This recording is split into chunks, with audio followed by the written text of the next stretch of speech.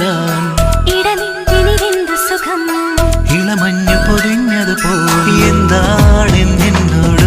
ചോദിക്കല്ലേ ചോദിക്കല്ലേ മറ്റാരും കാണാതെന്നോടെന്തോ മെല്ലെ ചൊല്ലാനില്ലേ നിന്നെ കാണും നേരത്തേതോ മോഹം താനേ ചോളം മൂളുന്നോ പറയൂ അതിലുള്ള രസം അറിയില്ല പറഞ്ഞു തരാൻ ഇടനെഞ്ചിനിതെന്തു സുഖം